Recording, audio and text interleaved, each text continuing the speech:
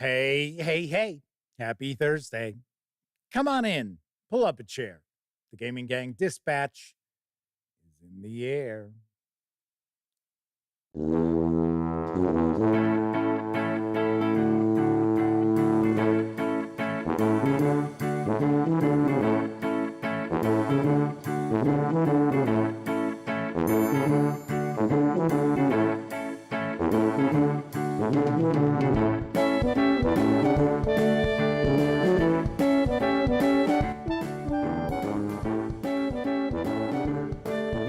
Howdy, gang, and welcome once again to the Duct Tape Studios.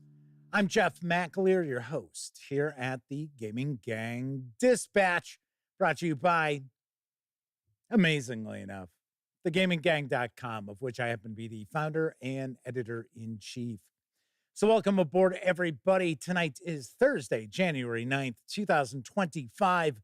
This is live stream number 1139. If you're not overly familiar with the show, let me point out, super casual around here. We just hang out talking about the latest in tabletop gaming news, and then I will normally pontificate about a topic related to our hobby, which I will be doing tonight. Now, on Thursday nights, we normally have episodes of my series, Let's Build a Fantasy Role-Playing Game. Tonight, we are not going to do that. That was the game plan. We were going to talk about combat. That is not going to happen. Tonight, I am going to share some stories about Alan Emrich of Victory Point Games fame, who sadly passed away yesterday.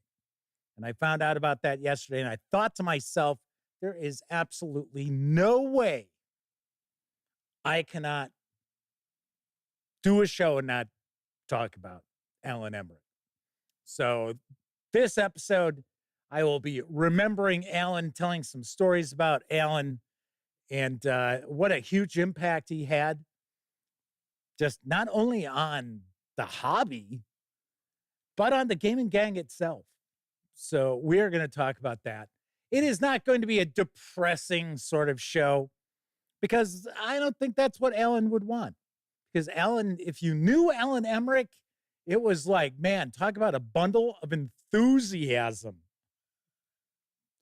Sometimes it was detrimental, but still, he was just like, bang, is like full speed ahead. Whereas my best friend Elliot Miller and I always like to joke around, now I only got one speed, balls out. That was Alan Emrich for the most part. It really was, if you knew him. So that is what we're going to be talking about tonight. Of course, when you're not watching videos on the Gaming Gang channel, be sure to visit thegaminggang.com for all the latest in tabletop gaming news, reviews, and a whole lot more you are not going to find here on YouTube.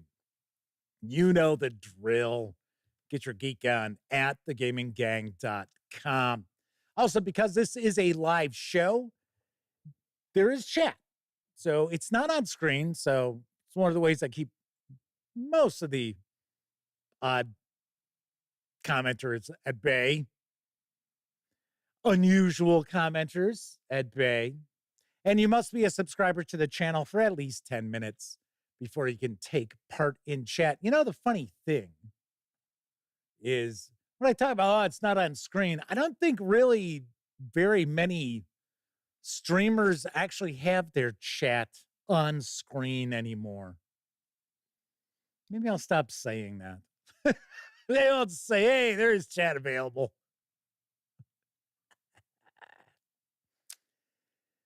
Anywho, first out the gate tonight is Sean O'Donnell. Kevin King is with us. The lovely and talented Sarah D is chiming in. Bradley Thorpe, Matthew Blackwell, Matteo, Pete Strakulich, and Testy Trekkie, as well as Gluman RX, are popping on in. So is Cthulhu. That's it. Cthulhu. I started saying Cthulhu. It's Cthulhu's Day. No, that's Tuesdays. And all of a sudden, there's a flying bug heading right for the microphone. Probably can't see it. What the hell is it? Almost looks like I think it's a mosquito. Okay. All right.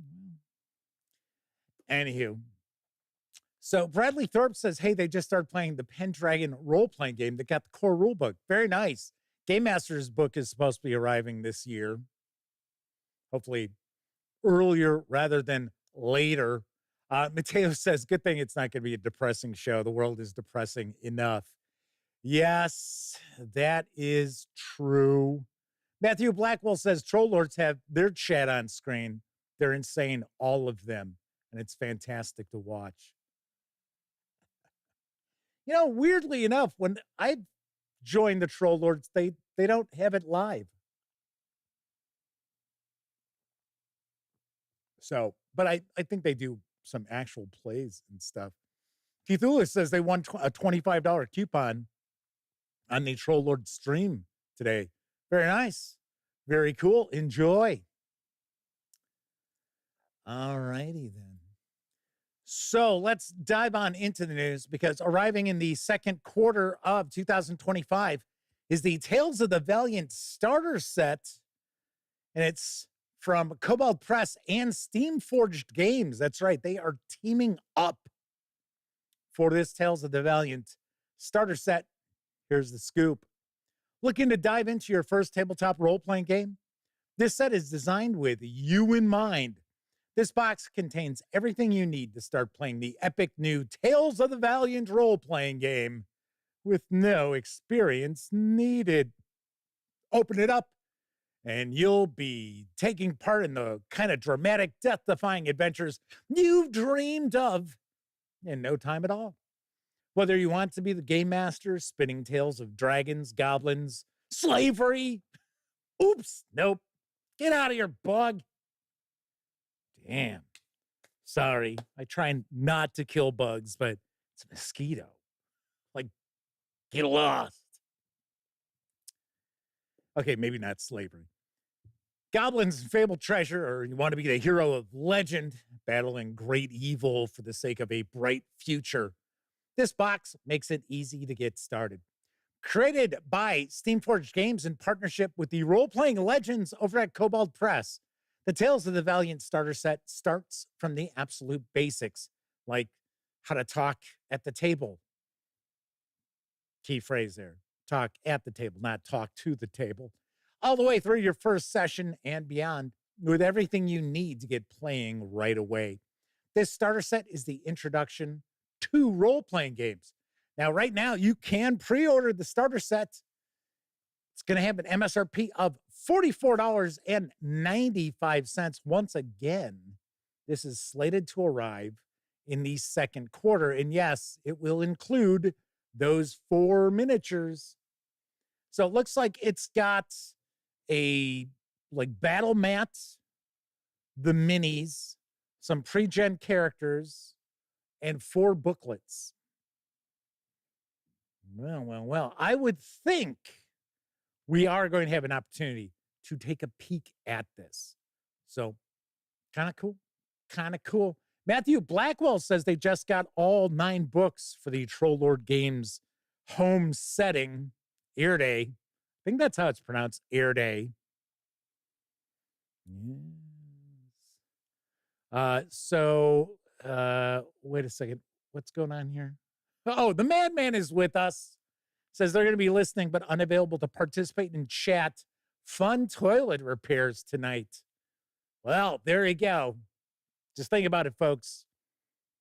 How many live streams can you take part in where folks in chat are repairing toilets? None. This is the only one I can think of. The only one I can think of. Pete Strakowicz says, Steamforged and Kobold Press are awesome. Collaboration raises the bar, definitely. Yeah, we'll have to see. We will have to see. Kind of cool. So I'm looking forward to it. Once again, I am going to be sharing my why you should play Tales of the Valiant later on this month. I'm going to try to shoot it this weekend. So I might actually even get it out this weekend. I got to be honest, I knew about this starter set for a while. I have been embargoed on sharing this. And I was going to wait to maybe try to coincide the why you should play with this coming out. And then I thought, well, let's not do that. Right? Just in case. Glimmet RX says, Jeff, you guys told us to diet on ramen and beans. What do you expect? That's right. You can survive on dollar store food. What the hell's wrong with you people? My gosh. You got to save up all that money for games, for gaming. Moving right along, passing the 500% funding mark over on Kickstarter is the White Box Cyclopedia. And I've got the skinny from Barrel Rider Games. The White Box Cyclopedia is a standalone role-playing game that takes the simple elegance of swords and wizardry white box rules and countless options to allow you to create a custom fantasy role-playing experience. Modular and fully integrated, you can make your fantasy as fantastic, as gritty, as strange, as traditional, as gonzo as you want it to be. 30 classes and dozens of heritages, over 100 spells, nearly 200 monsters, strongholds and seafaring, psychic powers and spell duels, chivalry and natural-born sorcery, custom rules for the referee to run campaigns that mimic your favorite appendix and inspirations, a treasure trove of magical items, both familiar and new. 5 decades of dungeon crawling packed into a single simple rule set. The raw simplicity that cuts straight to the heart of the hobby and the rapid-fire play where imagination trumps complex calculations and endless modifiers. When it was all over, what mattered was the hard-won victory or harrowing defeat you shared with friends. All with the nothing more than a D20, a few D6s, and tiny digest book. White Box Cyclopedia builds on that rock-solid foundation, unifying the original Swords and Wizardry White Box rules with 200 pages of additional material. But White Box Cyclopedia isn't White Box with a ton of options. It's White Box if Dave and Gary had remained friends and partners. Ooh, that's going out on a limb there. Making that claim. I have heard that from other role-playing games in the past. It's sort of, you're dipping your toes in a troubling spot. Well, this is Dungeons and Dragons, with second edition if Gary Gygax still worked for TSR or still owned TSR. Shouldn't say worked for. Be careful. Be careful with them there words. It's a dream of how gaming would have evolved with the simplicity and elegance you remember it having, but brought into the 21st century. White Box Cyclopedia asks, what would happen if we had rode nothing more than a D20 and a D6 into the same infinite well of adventure of the modern era? You'd get a complete fantasy role-playing game everyone loved, without the baggage of being advanced. Remember those simple days? You had a few pages of rules, but somehow there was no limit to what you could do. That is the essence of White Box Cyclopedia. There is no Kickstarter video. Sorry about that. But this project is, as I mentioned, start off with over 500% funded. And you can receive a coupon for at-cost printing of the 200 plus page hardcover, which is going to be fulfilled through Drive-Thru RPG, plus the PDF for a $30 pledge. Or you can just reserve a copy of the PDF for a $15 pledge through February 7th. So this just kicked off. This Kickstarter has been around for 2 days, maybe 3 days at most. Already 500% funded. And another cool aspect of this is you can expect that PDF as well as that at cost print coupon in March. So it looks as if this book is done.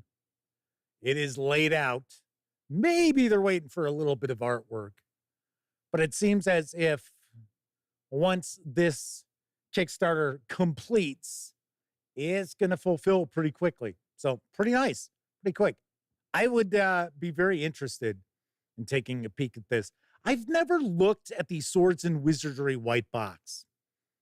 I have reviewed Swords and Wizardry. I reviewed Swords and Wizardry Complete, and then I shared the review of the Swords and Wizardry box set that they came out with.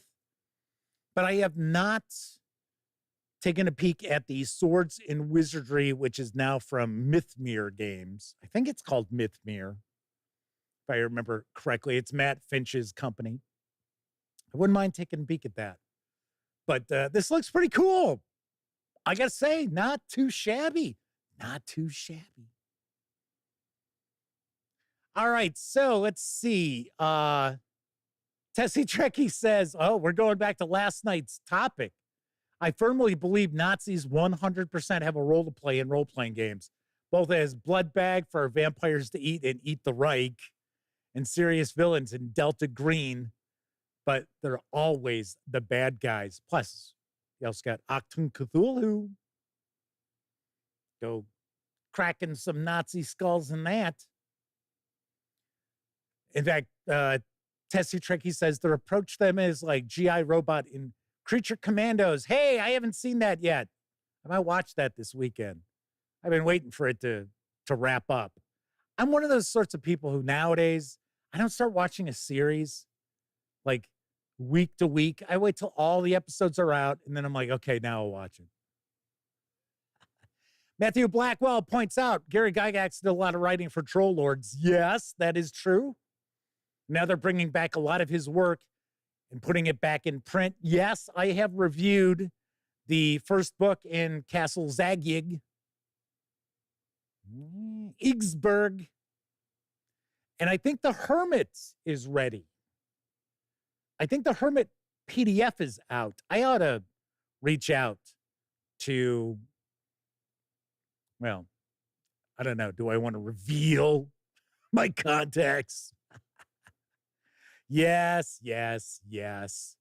I am going to reach out probably to Grace and Chuck and see what's cooking, because I also want to bring you coverage of those new reforged books. I think they've gotten them. Matthew Blackwell says The Hermit dropped yesterday. Agile Monk is also mentioning Alan Emrich being very gifted. Yeah, we're going to talk about a little bit of his career, at least what I was familiar with. There was a lot of stuff I was not aware of. I'm sure, not aware of. Cthulhu says they saw the Hermit on the Troll Lord website when they were cashing in their coupon. Oh, come on, Cthulhu. Enough about the coupon. Man, he's just waving in our face. I won the coupon in chat. Jeez.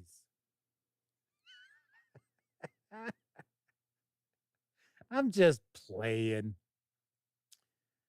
Agile Monk says they actually knew Alan a little bit. Yeah, so did I. I knew Alan a little.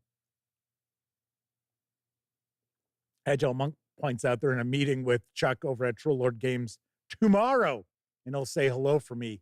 Don't you dare say hello to that bastard Chuck. No, I'm kidding. I am kidding. Yeah, I did the review for Visiting Death and gave it like a 5 out of 10. I mean, it's all right, but to me, it doesn't do any favors for Castles and Crusades. It's not an adventure where it's like, oh, hey, this is really bringing forth what makes Castles and Crusades unique. If you haven't checked out the review, by all means, take a peek. It's only like 10 minutes long. All right, next news piece. Currently, Chthonstone Games, I'm sure I'm not pronouncing that correctly, has teamed with Bundle of Holding to bring you a money-saving offer on old school monsters. And I've got the deets on the Essential Enemies Bundle. Adventure! This all-new Chthonstone Essential Enemies Bundle presents dozens of bizarre monsters and artifacts from Chthonstone Games for old school essentials and other old school tabletop fantasy role-playing games, all designed by Johnston Metzger. the nightmares underneath, and illustrated in full color by Nathan Jones for the Monthly Monsters Patreon campaign. Threaten, frighten, bedevil, flummox. Oh, that's a good word. I haven't heard that in a while. And weird out your player characters of any level with 87 twisted creations like alchemical greenery, the crawling head, the dark elf witch cult, the eyeball syndicate, ghoul monastics, the howling helm, kobolds of Saturn, the light collector, living psychopomp, Melsman beard, meat Goliaths, the mung, rat golems, rhino corns, satirical dramatists, spawn summoners, bat zombies, and void sharks, among many, many others. For just $17.95, you'll get all 9 titles in the Enemies collection. Has a retail value of $95 as DRM-free PDFs, including the first 8 Essential Enemies monster manuals, Things from Beyond, The Outer Darkness, The Haunted Forest, Between Two Worlds, Creations of Chaos, In Darkening Woods, Far Beyond Death, and From Underground. We also include the Chthonstone standalone role-playing game Dungeon Robbers from Outer Space, about alien astronauts who travel to fantasy worlds to search for magical artifacts. All these savings will run through January 27th. Cool. Always interested in new fantasy monsters to bring to the table. And quite a few of them. Looks like you've got 87 in total. And they did sound kind of wild, kind of weird, kind of gonzo on a few of those. Very cool, very cool. Moving right along. Shiver Slasher Starter Set from Parable Games and Exalted Funeral is now available. I've got the latest. Longtime horror veteran, lover of axe murderers, chainsaw-wielding lunatics, and nightmarish shuffling villains, then Shiver Slasher is for you. The starter box contains everything you'll need to get started, obviously enough, playing Shiver. It includes a Shiver starter rulebook with all the essential rules you'll need to start playing as both a player and director, game master, with a gorgeous alternate cover, a set of dice to get rolling on your Shiver adventures, a slasher story for you to get started playing with, a set of pre-filled character sheets for your Shiver-specific story, and a gorgeous themed box to store it all in. The starter rulebook contains all the game rules you need to start playing, as well as character creation rules for characters up to level 5.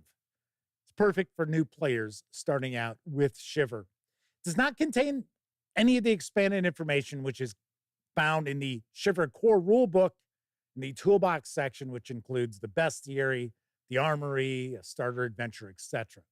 So if you're a game master wanting to jump into the director's chair with all the tools at your fingertips, you might want a copy of the core book as well to use alongside the starter rule book to hand out to players to create their characters. This box set has 2 books, characters, and dice. Carries an MSRP of $51. There is no PDF included. Now, you might recall I shared a review of Shiver Gothic, if memory serves, because there are a few different flavors of Shiver. There's Shiver Blockbuster out there that's more kind of like action movie themed. Whereas, of course, here we have Slasher, which is slasher horror film themed. And then Gothic, which was more kind of your classic vampire, werewolf, things like that. So very good. Very good. Some discussion in chat about Castles and Crusades. Matthew Blackwell says it's taken over as their go-to fantasy game. I always point out when I recommend Castles and Crusades to people, is that it's got the old school mentality, but it's got modern mechanics. So that's how I kind of sum it up. So people out there like, having the target number, the DC, it's going to fit right on in. It's pretty simple, I say, at least in my opinion, to segue from, say, 5e into Castles and Crusades relatively easily. And you've got a good amount of character customization available to you as well. All right, moving right along to our final news piece as Kabuki Kid has joined us in chat. Good to see you. Double K's in the house. Now available in PDF from Zozer Games is the second edition of Clash of Steel. Here's the lowdown.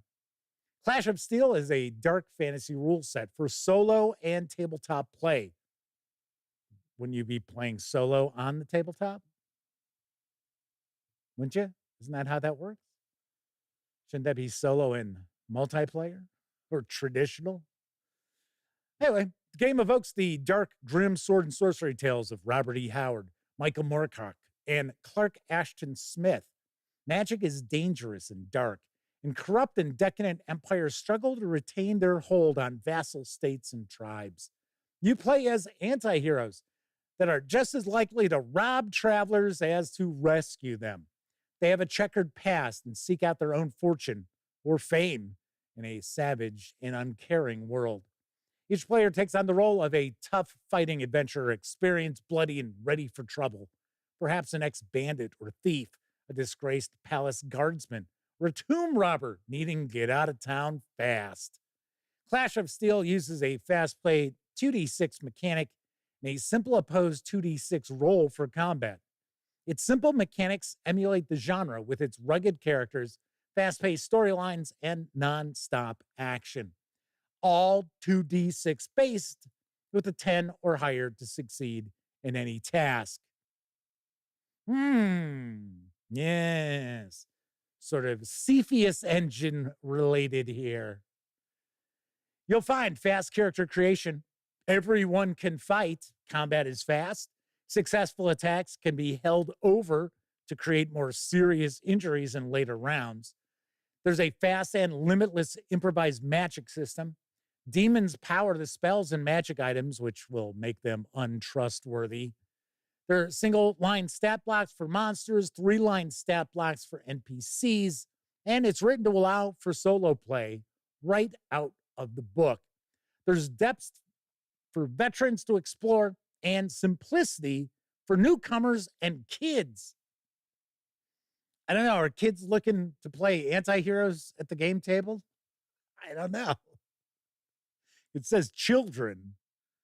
There are rules for mass battles, sailing, recruiting followers, construction, and siege warfare. Multiple maps for villages, dungeons, and cities, as well as setting design guidelines with the sample setting also included. The 200-page softcover of Clash of Steel 2nd Edition can be had for an MSRP of $18.70. I believe this might be coming from across the pond, so keep that in mind. Or if you want to just score the PDF alone, you can do so over at Drive-Thru RPG for $9.99.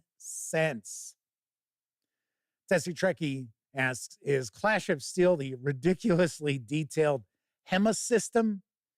I don't think so. I think it's supposed to be more rules light than complex. So since this is from Zozer Games, and Zozer Games does have a lot of Cepheus engine releases, I'm thinking it's, even though it's not mentioned, I think we're looking probably at Cepheus engine. Although, do not confuse this with the 2nd edition of Sword of Cepheus, which also, to my knowledge, uses the Cepheus engine. Although I've never shared news of that because I think it's got AI art. The reason why I'm sharing a news piece of this is this does not look like AI art. So there is that. Nice. All right, that is it for the news tonight. I got to say, that looks kind of cool. I also want to point out that white box cyclopedia looks kind of cool. Looks interesting. It piqued my interest. That is why I shared it. Agile Monk says, if kids can read the Chronicles of Thomas Covenant the Unbeliever, then they're ready for an anti-hero. I highly doubt there's very many kids out there reading Thomas Covenant. Just don't think it was, I don't think that's on their list.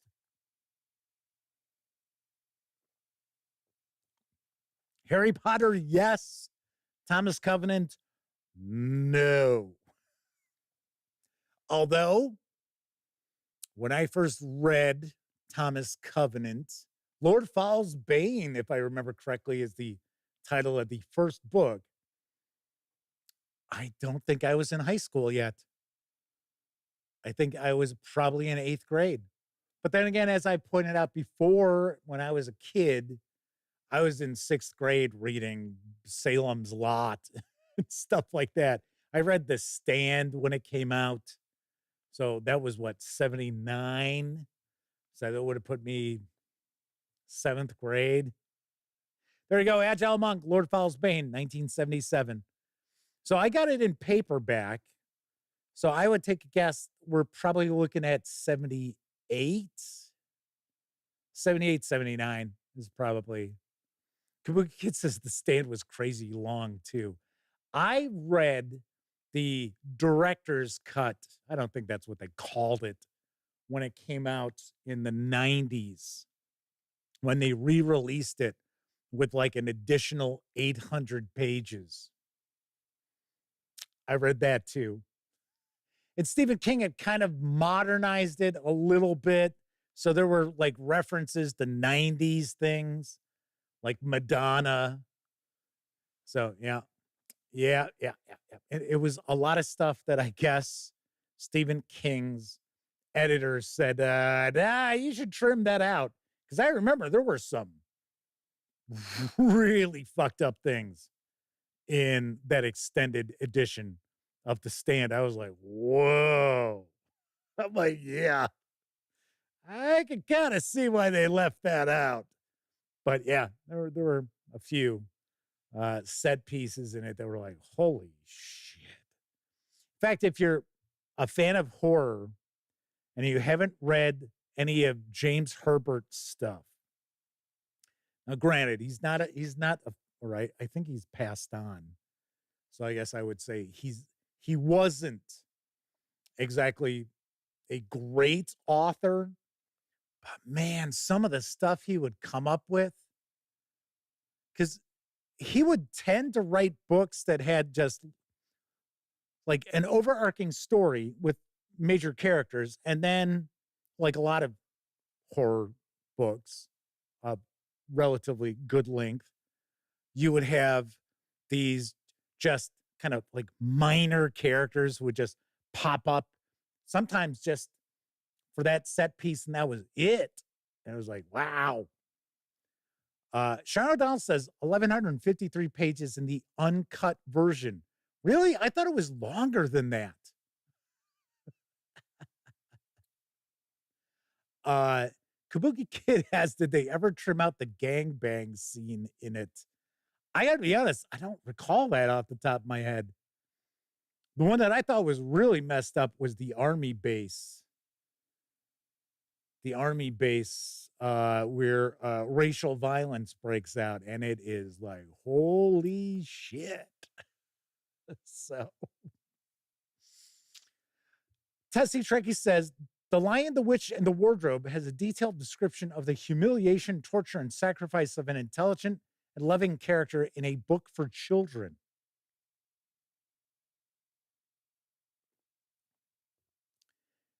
The thing I think of, though, is I think when C.S. Lewis wrote that, literature aimed at children was far more mature than some of it you would see now.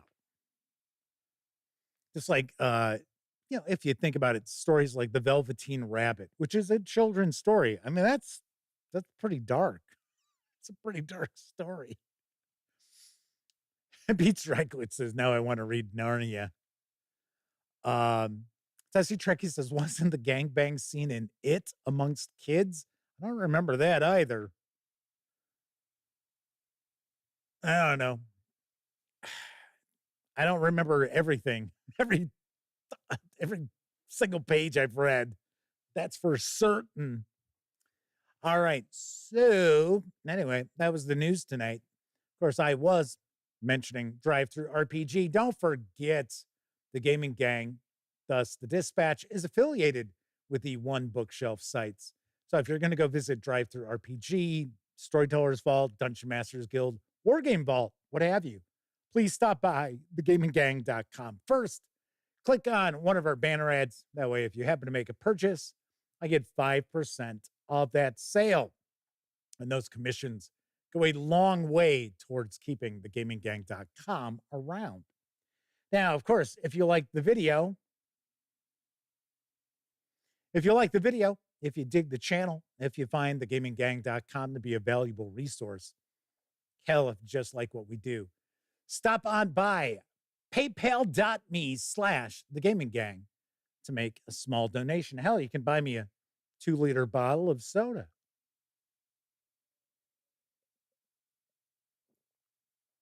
Sparkling. And there are some folks out there who recently stopped on by paypal.me/thegaminggang and made not small donations. So big tip of the cap to Kevin King, Agile Monk, and the Madman, who's repairing a toilet as we speak. So there you go. Of course, thank you to all of you if you utilize those banner ads and or visit paypal.me. It is vastly appreciated. All right, so if you tuned in a little bit late, tonight I am not going to be diving into our next episode of the Let's Build a Fantasy Role-Playing Game series. I am actually going to share some memories of Alan Emrich, who I learned passed away yesterday. And Alan had a big influence on thegaminggang.com, the early years of the website, and had a huge impact on not only tabletop gaming, but computer gaming as well. So I'm going to share some memories about Alan. We're going to talk a little bit about him, and we are going to do that. But first, I think it's time for a brief intermission.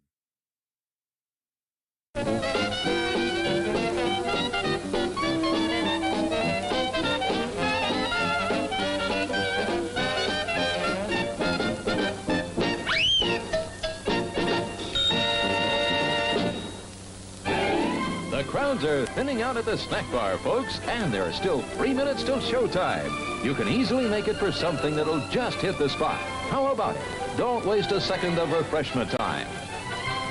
You'll find such an appetizing assortment of refreshments at the snack bar, you won't be able to decide what to ask for first. All of your snack bar favorites are there, including fresh peanuts, hot popcorn, and candy of all kinds. And believe us, you've never eaten better hot dogs, crisper French fries, or more delicious buttered popcorn.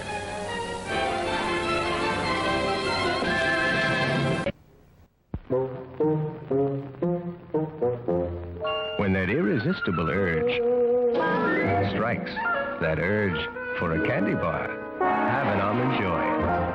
Don't fight the feeling for an Almond Joy bar. Life's more appealing with an Almond Joy bar. Real milk chocolate, frosted almonds, tender coconut, too beautiful Almond Joys for you.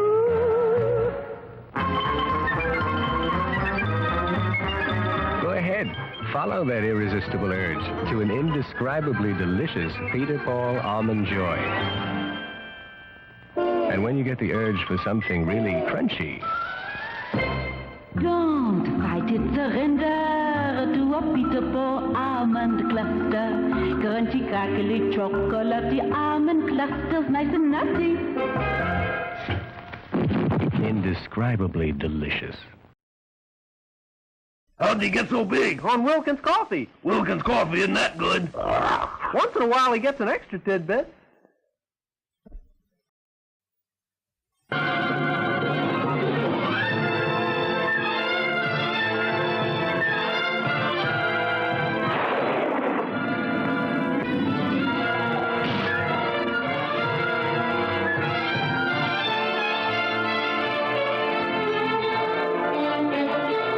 Of the Gorilla with Barbara Payton, Lon Chaney, Eamon Burr, and Tom Conway.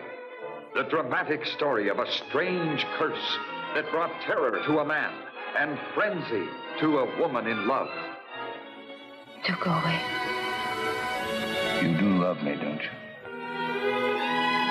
That's all I need to know. You're standing in my way, and Dina's. We love each other. What are you going to do about it? Did you see this animal? Yes, I have seen the animal.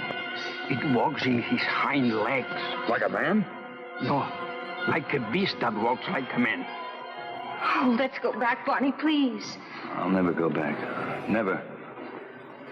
Stop. Go on. Why don't you shoot? You can't miss.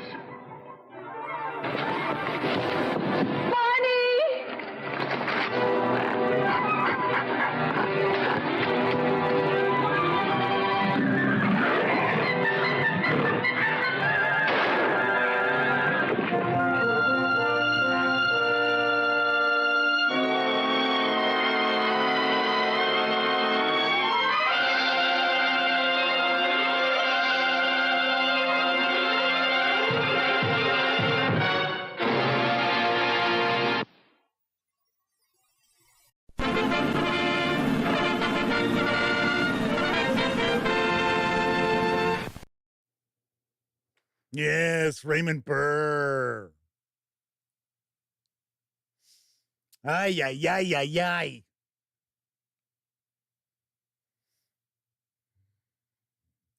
Alrighty then. So, like I said, if you tuned in a little late, if you were just popping in as the brief intermission was playing, we are not going to talk about designing a fantasy role-playing game tonight. We are going to discuss the late, great Alan Emrich, who some of you might recall from Victory Point Games. I know some folks in chat were commenting Victory Games. Now, different company, different company with Victory Point Games. And depending on your age, you may recall Alan Emrich from his days at Computer Gaming World. I believe that was the magazine he was with. It was Computer Gaming World. And he was also very well known for some of his strategy guides that he wrote for many of the very popular microprose games, like Master of Magic is a great example. He wrote quite a few different strategy guides and then got out of the computer game hobby. And he ended up at the Art Institute of Orange County teaching game design and promotion, development, stuff like that. And started Victory Point Games. And back when we kicked off the gaming gang in 2010, I was taking a look at various different game companies that were out there, and I think it was a board game magazine I was looking at, because I was trying to remember, how did I stumble across Victory Point Games? Because I reached out to Alan at Victory Point Games to see if he would be interested in having us do reviews.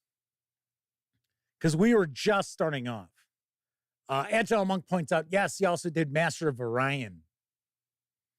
And I had heard people tell me, now, I never had Alan tell me this, but I have had other people tell me that Alan was the person who coined the term 4X as far as strategy games.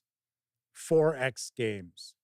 So, Agile Monk had pointed out Master of Orion. I never actually played Master of Orion. I know. I don't know how it slipped under my radar. I don't know why I never played it. I'd always heard about it, never picked it up.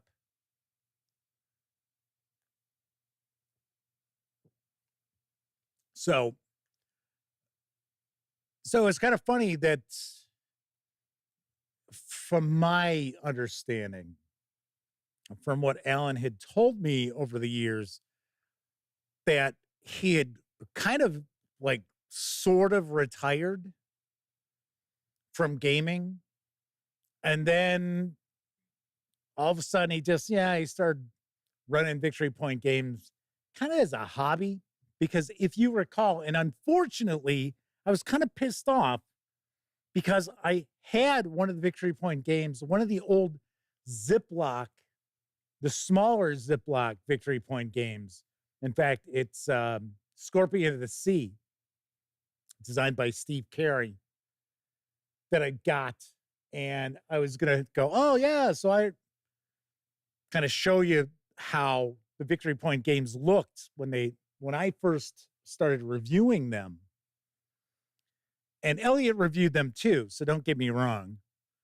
So Elliot and I both reviewed Victory Point Games titles. In fact, it was kind of funny. I would get normally the like conflict simulation stuff, not only that, but that's what I would tend to get. And then Elliot would get the stuff that was maybe not so much like States of Siege, although there were some States of Siege, like The Lost Cause, that Elliot reviewed.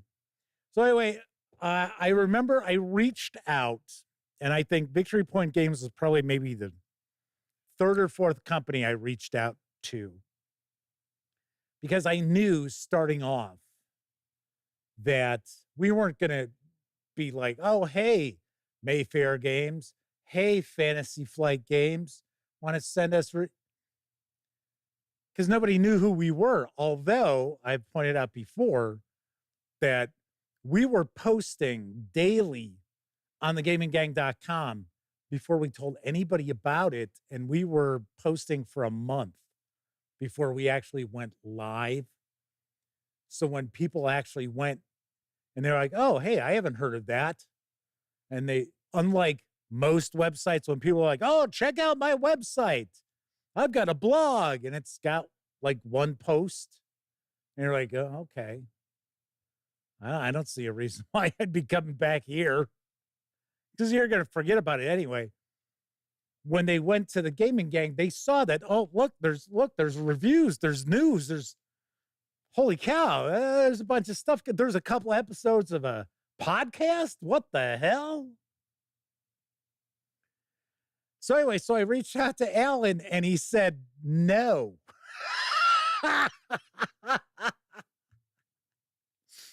He had said, well, we've got a really, really small, profit margin, and we can't really give games out. And I was like, okay, all right. And then it probably wasn't even 2011 yet. We were probably about a month or two in, and all of a sudden, I got an email from Alan saying, hey, you know what? I'm going to send you a couple of games just to, see what your style is, whatever. And from then on out, we were, the Gaming Gang and Fortress Ameritrash were the only two websites that would actually give Victory Point Games the time of day.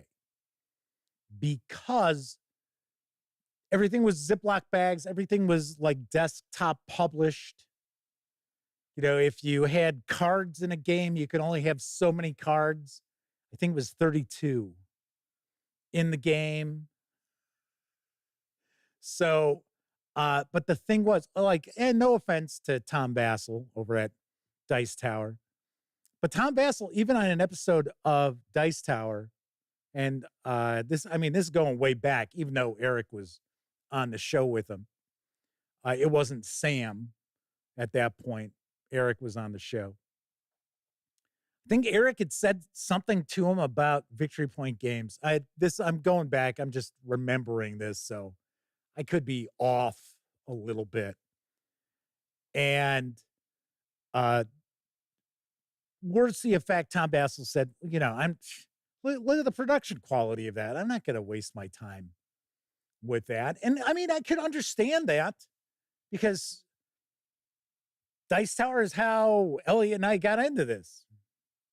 Even though Elliot's not really, he's part of the gang, but he's not part of the gaming gang anymore.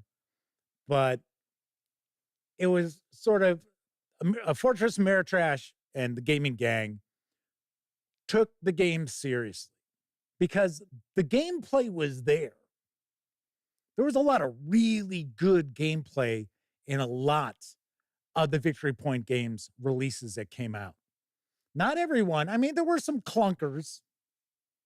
In fact, Alan and I butted heads on a few occasions because he completely disagreed with my review scores.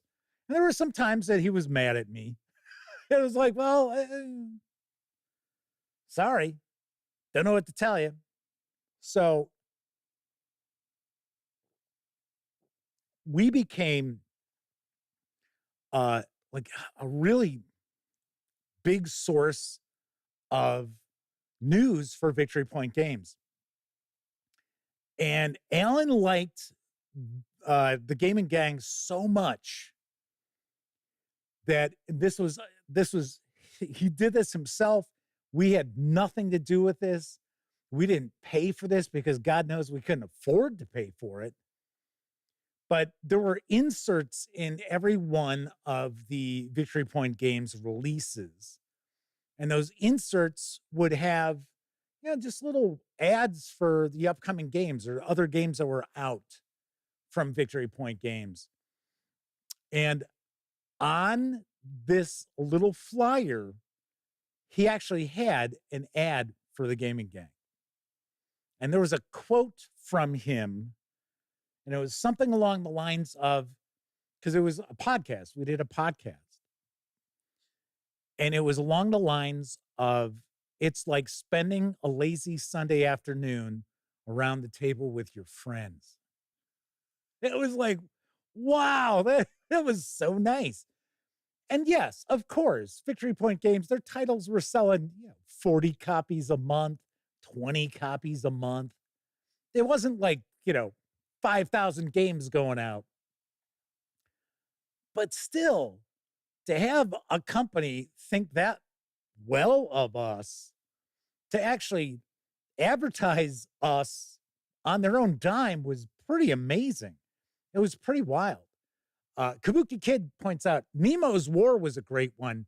Yes, Nemo's War, when it first came out, was in a big Ziploc bag. Now, that is a Chris Taylor design. If I remember correctly, I think Chris Taylor came from Computer Games.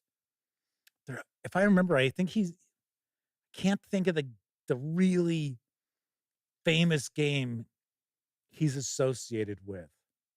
Off the top of my head, I don't remember it. But I'm 99% positive that Chris Taylor came over from computer gaming world. Not the magazine. I mean, the world of computer games, I guess I should say. And I remember 2011, at this point in time, I lived out in Arizona. So I lived in the Phoenix Valley, and Consim World takes place in Tempe, Arizona, which is like a half-hour drive from where I lived, if even that. So I went, and it was the first time I met Alan in person. And it was the first time I got to meet Herman Lutman, John Welsh, Terry Coleman, these are all people I consider to be, friends in the industry, even though I don't think John and Terry are all that involved in tabletop gaming anymore. But I got to interview Alan and sit down with him. And if you ever met Alan Emrich, the thing that struck you right away was his just overabundance of enthusiasm. I don't think I have met anyone who is affiliated with a tabletop gaming publisher of any sort with that same sort of bombastic enthusiasm as Alan Emrich. I mean, he would just sit there talking about what they were kicking around for Victory Point Games and that. And I mean, he would get you like super pumped, super excited. You'd be like, oh. Sean Dow says Supreme Commander, Total Annihilation, and Dungeon Siege are, I think, the Chris Taylor games. Maybe it's Dungeon Siege I'm thinking of.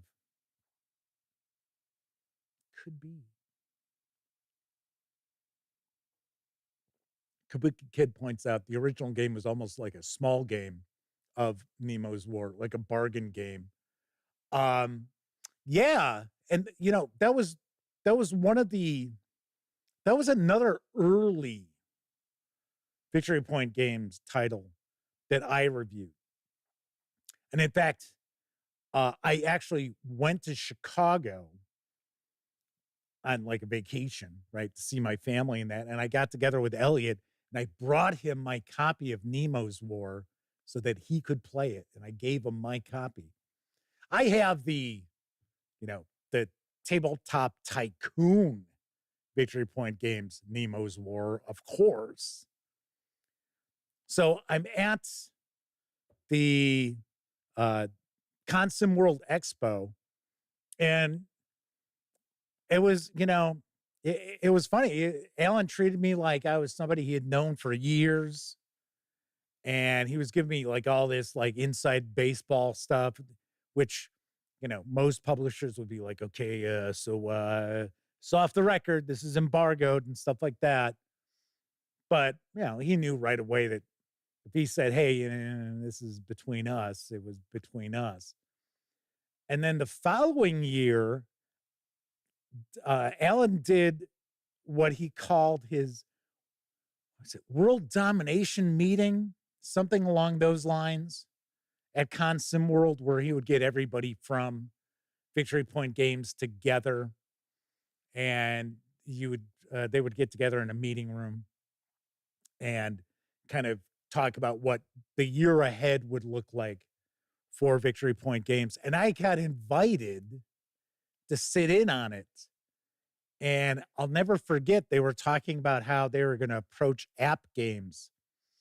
And they had a couple of guys in there from someplace who was going to do some app games for them. And I think by now people realize that I kind of call it like I see it. That, if somebody wants my opinion on something, I'm going to give them my opinion. I'm not going to water it down or sit there and be like, oh, so there were a couple of things that they were talking about as far as the apps that I kind of shot down. I was like, really? I don't really see that. And, at this point in time, I worked for GoDaddy. So out in the valley. So I was pretty tech savvy. And so anyway, so I thought it was just really cool that I got brought on board. Although it was kind of funny because at one point, Victory Point Games was a sponsor of the Gaming Gang to the point where it was $250 a month they paid me to advertise on thegaminggang.com. And it was kind of funny because there were some times where it was like, okay, so you realize you're a sponsor. You're not like my employer, right? So, because I mean, no one's perfect. Everybody's human, right? Everyone's fallible. Everybody's got, their warts. But I'll tell you, just some of the just entertaining conversations I had with Alan at the various different con sims. I remember they started off. So you got to remember, the Gaming Gang website is still a very popular website. I think most people who watch the streams and that think this, what you're watching, this is the Gaming Gang. It's the website. The website still pulls in millions of unique visitors. So sadly, it's not as popular as it once was because it's mainly myself, my brother doing some comic stuff, Sammy Uhas doing written reviews. Every once in a while, we'll get somebody come on board who's like, yeah, I want to be a reviewer. And then they share a review or two, and then they're like, oh, this is too much. It's like, yeah, try doing about 1,000 reviews and then tell me about it.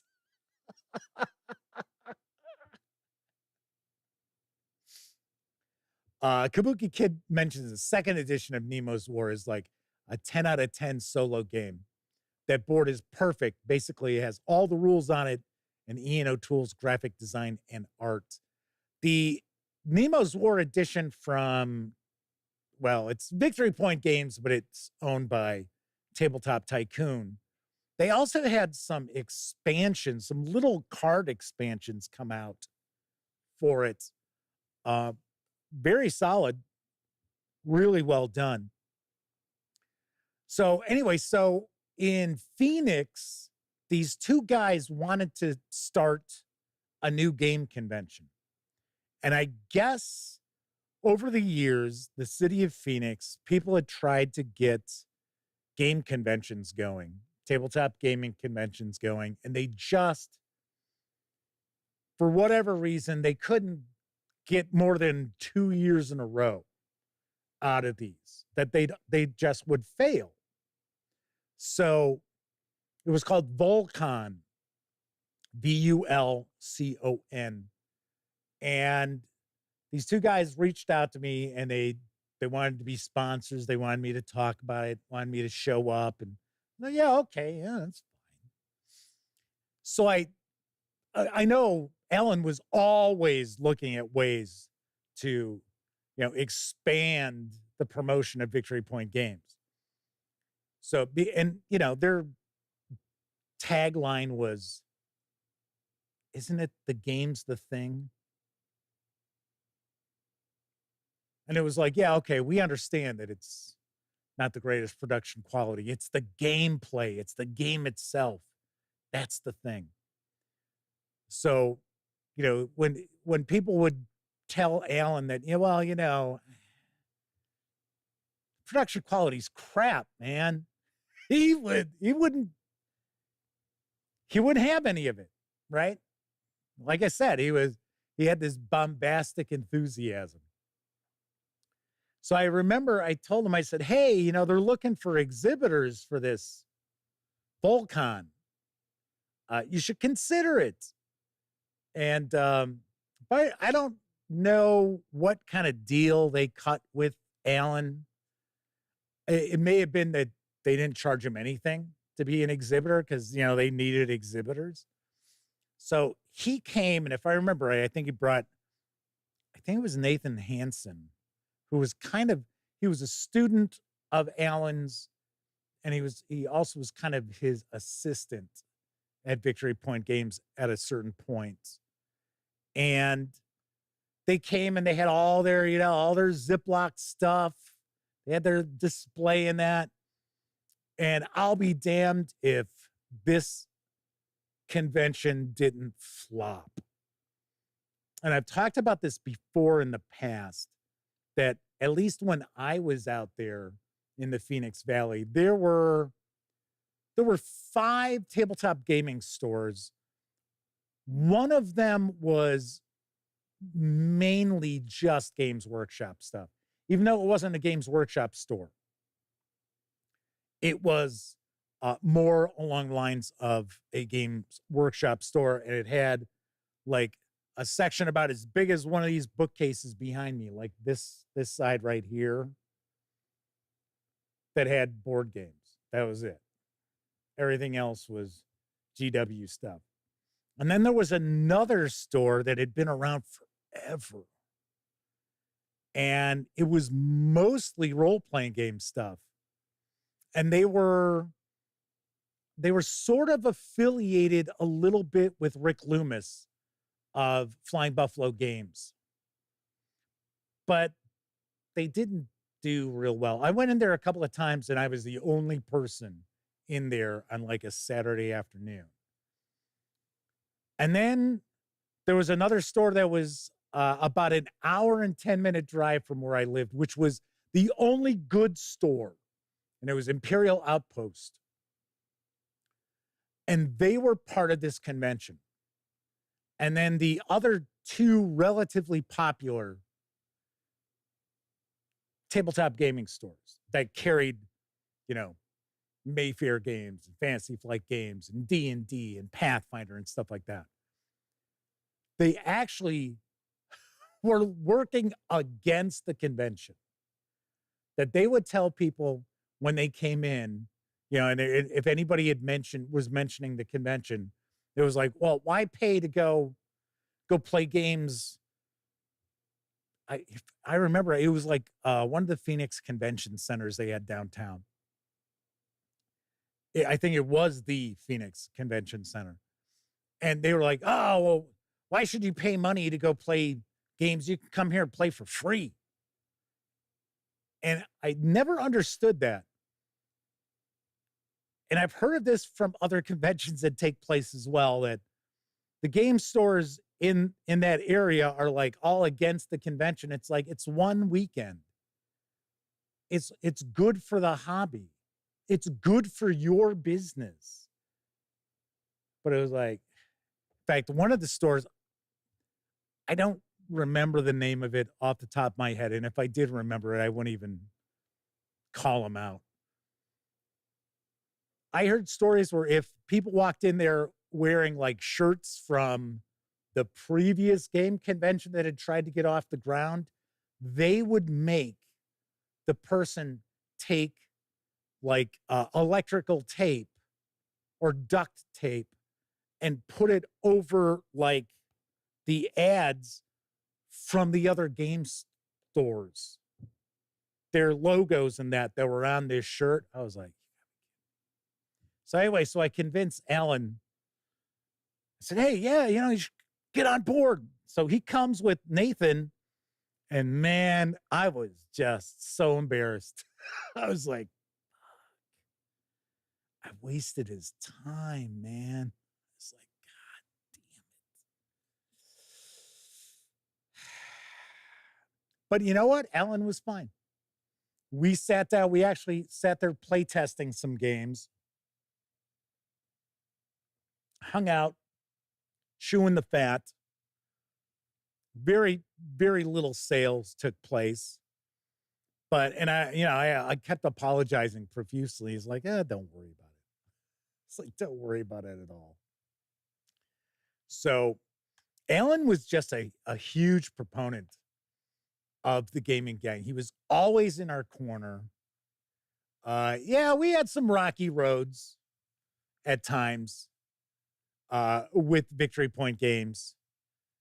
And I heard from him about 6 months ago.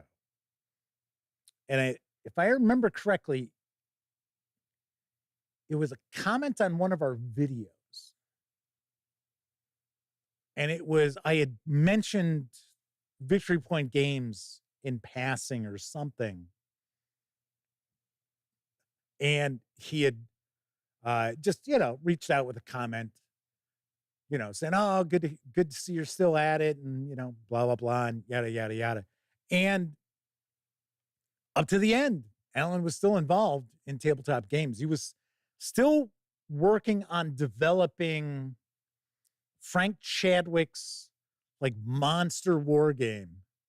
I want to say it's of the Eastern Theater in World War II. In fact, I remember right, it's called ETO. And somebody just interviewed him, I think it was a couple of months back, talking about it. So even though Alan had sold Victory Point Games to Tabletop Tycoon, last time I saw him in person, sadly, he did not look well. And I know he suffered from Bell's palsy, so he would have attacks of Bell's palsy from time to time. And then, he might go a few years without an attack, and then he'd have an attack. But that wasn't it. He just looked really worn out.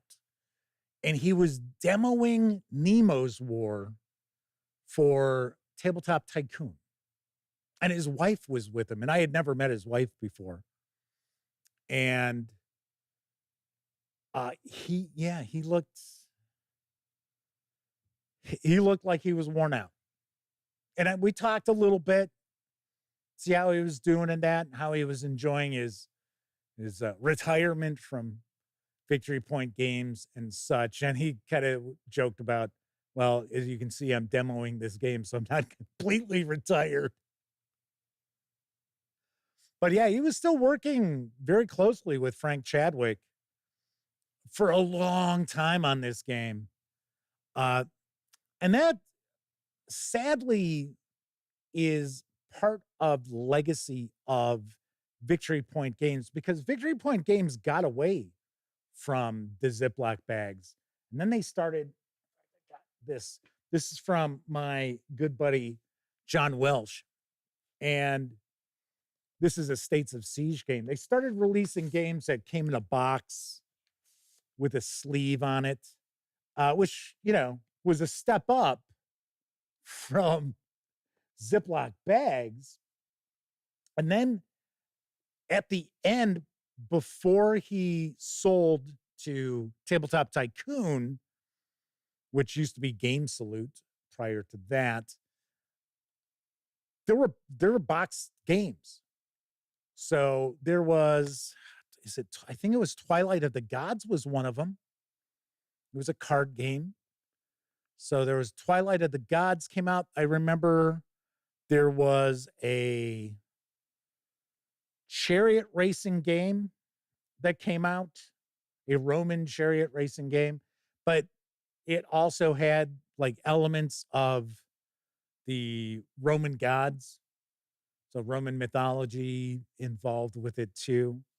So I remember that came out it looked like any other board game on the market that you would walk in to your game store. Nemo's War, of course.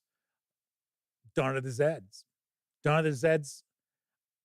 It's kind of funny, and I don't want to sit here like I'm tooting my own horn or anything like that. But the Gaming Gang in my review kind of put Dawn of the Zeds on people's radars, because I think for quite a long time, my written review was the only review that was out there for it. Because once again, these things were in Ziploc bags and that. But it was excellent. And then I remember, I don't know, 2012-ish, I don't recall exactly when Dawn of the Zeds came out. I named it my game of the year. And I took so much shit from people because of it. Because they were like, how could you say that's the game of the year? Look at the production quality. Look at the art. Oh my God. Oh, how could it's like, because fucking game is awesome to play. It was a solitaire game. It was part of it wasn't States of Siege, but it was States of Siege. So it wasn't part of the States of Siege line. but it was still okay. The zombies are coming down these tracks, and you gotta protect the center of town. So there was that. In fact, if you have checked out, what's the game that Herman Lutman did very recently for GMT, the Plum Isle Horror, little similar in some ways to Dawn of the Zeds. But the cool thing about Dawn of the Zeds was that you played it, you felt like you were playing a zombie movie. Call all those beats, all those particular tropes in zombie movies could happen in the event cards in that. And then, of course, we had a second edition of Dawn of the Zeds. Then we got a third edition of Dawn of the Zeds. And as far as I know, Dawn of the Zeds is still in print from Tabletop Tycoon. So, to my knowledge, I think there are 3 Victory Point games that are still being published as far as being Victory Point games. And it is Dawn of the Zeds, Nemo's War, and I think it's Twilight of the Gods. So Dawn of the Zeds kind of put Victory Point games on people's radars that prior to that, it was because Victory Point games did a lot of war games, and they did a good number of relatively traditional war games, kind of hex and counter sort of war games. But then they did a lot of unusual stuff too. So Age of Adventure is asking, am I wearing an official Blues Clues top? No, it's just a rugby shirt. That's all. Nope, not an official Blues Clues top. Agile Monk says they've been friends for years with Frank Chadwick and play tested for him. I'd met Frank Chadwick a couple of times. He was very nice. Chatted with him a little bit. It was always with Alan hanging around. So, but my gosh, I think the last time I went to Con Sim World, this is how long they've been working on that ETO. I still lived in Arizona, and now I've been back for about 10 years or so in the Midwest, because a couple of years I lived in Indiana, but the rest of the time I've been back in the Chicago area. They had a panel talking about ETO. That's how long that game has been in development. And as I started to say, I think one of the things that sadly worked against Victory Point games was that Alan would publish games that right off the bat, I mean, for whatever reason, I don't know if it was, if he was loyal to the designer or maybe he just personally liked the game, but they released some real clunkers. And it kind of sucked because a lot of the effort and funding that could have gone into making better looking games, which they eventually did, but earlier on kind of it ended up getting, shuffled off to these games that never sold. So all the development time went to games that never sold or never got published. There was a game I remember at a Con Sim World. It was the big talk of Con Sim World. Once again, as I mentioned, Alan was just so bombastically enthusiastic. It was called The World Will Hold Its Breath.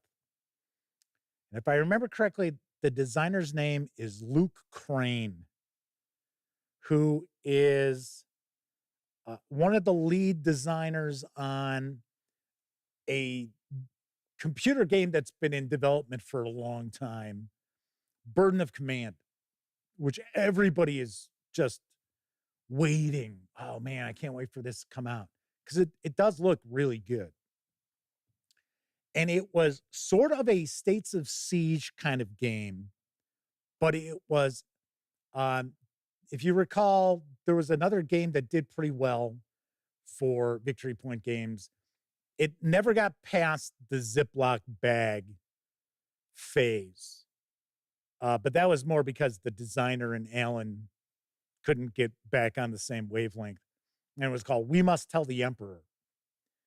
And it was a solitaire game, and the player took on the role of Imperial Japan during World War II as everything's closing in on them and everything's falling apart.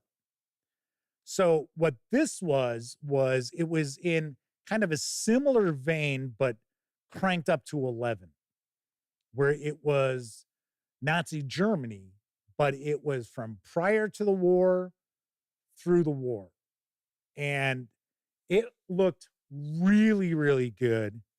And this was something that was in development forever. And it's a good thing that the world did not hold its breath because it never came out. And it's funny, every once in a while, I've gotten messages from Luke saying, hey, I remember you tried, helping to try to promote that. And it's like, well, keep me in mind when Burden of Command finally comes out, because it looks really good. So it seemed to be like a squad level kind of trying to put you into the shoes of like an NCO during the Second World War. And I'm sure that, you have opportunities for advancement, promotion, stuff like that. Agile Monk says there's still a big WW2 fan and miniature gamer. Very cool. So anyway, sadly, I think that Alan's enthusiasm for so many games just spread things too thin for Victory Point Games. And then when Victory Point Games finally got to the point where their games looked like every other major game publisher's releases sitting there on the game store shelf, I think he might have been burnt out. And because I don't know why he sold Victory Point Games other than it was a lot of work. A lot of work. And, it was not a company that pulled in, huge amounts of cash. So, but yes, sorry to see Alan Emrich is no longer with us. He was a really good guy. If it weren't for him, I highly doubt the gaming gang would even still be around. I think, like I said, that in some ways, Victory Point Games kind of legitimized the gaming gang. And then in return, we legitimized Victory Point Games. And, we used to get emails all the time from people saying, hey, I'd never heard of this game company and saw one of your reviews, and I went and bought a couple of games. And, Alan was so nice in his emails, and we've been having a great time. Or, wow, this is one of the most fun solitaire games I've ever played. So I think the gaming gang also really did help, propel Victory Point Games beyond where maybe they would have ended up. They might have ended up still being the same sort of company where all their games were Ziploc bags if it weren't for outlets like the Gaming Gang and Fortress Ameritrash. So I don't know. I can certainly tell you I wouldn't have buddies in the industry like Terry Coleman and Herman Luttman and John Welsh if it wasn't for Alan Emrich, that's for sure. So it was sudden. It was not expected. So, in some ways, I guess that's probably a better way to go. So maybe that's how I'll go. I don't know. It's weird. It's really weird. Now I'm at that age where I mean, I know I'm old, but I don't really feel old. From what I understand, I think from what I've been reading lately, and it's not like I search this stuff out, it just pops up.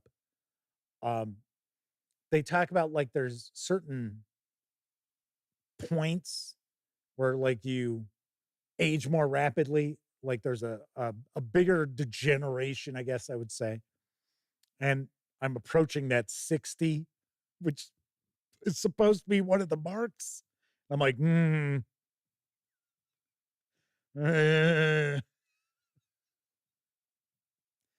But as I was talking to Elliot today, because, Elliot had never met Alan. He had emailed Alan, and I posted a photo because I had mentioned I was really sorry to hear Alan Emrich had passed away on my social media accounts. And I think Elliot saw it on Facebook. And he said, "Hey, you know what? That picture you showed?"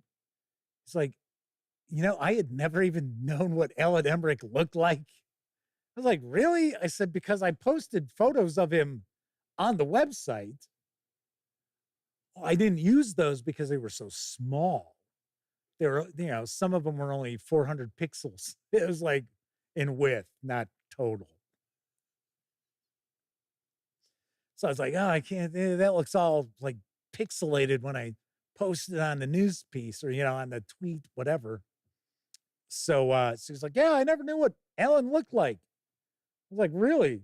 He goes, "Oh, I emailed him all the time with different reviews and stuff. So, he was always a real nice guy." He goes, "I just didn't know what he looked like." And I'm like, "Yeah, that was pretty much what he looked like." So Pete Strakowitz says, "You look great, Jeff." I feel decent. Yeah. Yeah, I still got the health issues and stuff, but, doing what you can. Keep on keeping on. But yeah, it's weird to, as I started to say, Ellie and I were talking a little bit about this where, we're now into that age where people we've known for a long time, they're passing away. Granted, many of them are older than we are. Some have been younger, but it's kind of like, wow. And I'm thinking to myself, I don't want to be, that old guy who's always like, "Hey, did you hear so-and-so passed away?" Like on a nearly daily basis, my father informs me of like the deaths that have taken place in the world. It's like, okay, no, I did not see that news piece, Dad. No, I didn't see that. No, I didn't see the thing about the earthquake. No, tsunami. No, I haven't seen that yet. I don't want to be that guy. Anyway, so very happy trails to Mr. Alan Emrich. He was a really good person in our hobby, did a lot for this hobby too. And if you're a war gamer and you enjoy some of the war games from some of those smaller companies out there, those little companies that still are producing Ziploc bag games, they can thank Alan Emrich for, kind of beating down the whole, "Oh, look at the production quality of that. It comes in a Ziploc bag. Psh, I wouldn't review that." It's not the case anymore. Anyway, all right. So happy trails, Alan Emrich. Sorry to hear of his passing. All right, that is it for tonight's show. Of course, if you're watching live, thank you very much. If you're watching live and repairing your toilet, hopefully those repairs have gone very well. And of course, if you took part in chat, tip of the cap to you, because not only are you keeping me company, keeping each other company while I just, ramble on about things. But of course, I know a lot of folks out there, you don't have an opportunity to watch live. Doesn't matter if you're watching live or on Memorex. Thank you very much for taking time out to watch any of the over 2,100 videos here on the Gaming Gang channel. Of course, when you're not watching videos on the channel, be sure to visit thegaminggang.com for all the latest in tabletop gaming news, reviews, and a whole lot more you are not going to find here on YouTube. If you like the video, give it a big thumbs up. Subscribe to the channel if you haven't already. If you do subscribe, don't forget, ring that bell. Not only let you know when the Dispatch streams live Tuesday, Wednesday, and Thursday evenings right here on YouTube. Also let you know when I share other videos, such as my recent review of RuneQuest 3 Classics Sun County. Wish I had said that in the review. From my friends over at Chaosium Inc. I will be back on Tuesday with another episode of Cthulhu's Day. I don't know what adventure we're going to tackle yet, but we will tackle a Call of Cthulhu adventure from Chaosium Inc. Everybody enjoy the rest of your morning, afternoon, evening, whatever time of day it is in your neck of the woods. And once again, I'm Jeff McAleer. And until I see you next time, certainly hope all of you get to enjoy plenty of great gaming with your gang.